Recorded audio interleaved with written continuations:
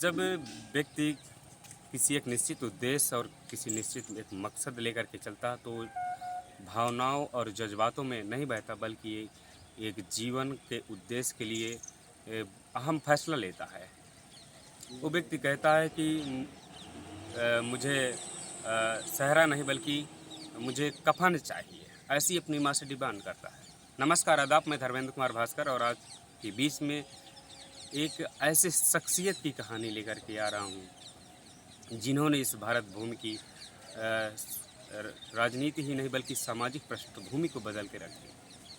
साथियों, है मानव कांसीराम साहब। मानव कांसीराम साहब, इनकी आप समझ चुके होंगे कि DS4 बम सेफ और बहुजन समाज पार्टी के संस्थापक मानव कांसीराम साहब, जिन्होंने सरकारी नौकरी छोड़ करके सिर्फ मानव मात्र के कल्याण के लिए यानी कि बहुजन समाज को जागृत करके उसकी राजनैतिक सत्ता सौंपने की बात करते हैं और वो कहते हैं कि मैं इस देश में बहुजनों को हुक्मरान बना दूंगा।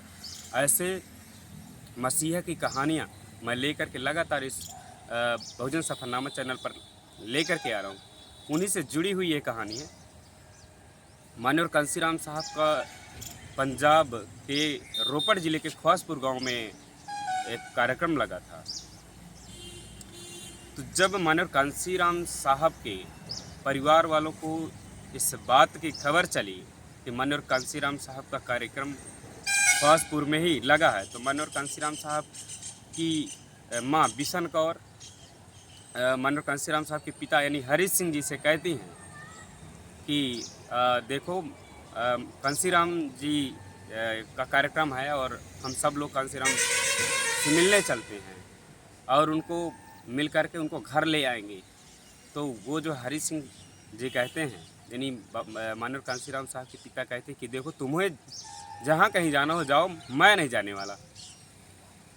ऐसी बात पिता कहते हैं। लेकिन माँ की एक जो ममता होती है, जो करुणा होता है बच्चों के प्रति, तो माँ छोटे बच्चों को लेकर के जिस दिन कार्यक्रम मानव कांसीराम साहब का था वो जाती हैं और उस भीड़ का हिस्सा बन करके पीछे बैठ जाती हैं। और कांसीराम साहब उस कार्यक्रम के चीफ गेस्ट थे और मुख्य वक्ता के रूप में थे। मानव कांसीराम साहब की माँ पूरा मानव कांसीराम साहब का भाषण सुनती हैं और सुनते सुनते रोने लगती हैं वहीं बैठे बैठे। फिर जब कार्यक्रम समाप्त हो जाता है तो उस और भयानक चेहरा हो जाता है और वो मंच की तरफ बढ़ती हैं। तो मानव कांसीराम साहब उनको देख लेते हैं कि ये मेरी माँ है। तो उनको उनके जो बॉडी गार्ड थे, जो गनर थे, जो सुरक्षा घेरे में कांसीराम साहब को लिए थे, उन लोगों ने उसको पकड़ने की कोशिश की। लेकिन मानव कांसीराम साहब जैसे देख लेते हैं तो उनको मना कर देते हैं कि भाई, ये जो आ रही है इनको मत रोको, ये मेरी माँ है, ये आज मुझे अगर मार भी लेगी तो तब पर तो भी चलेगा।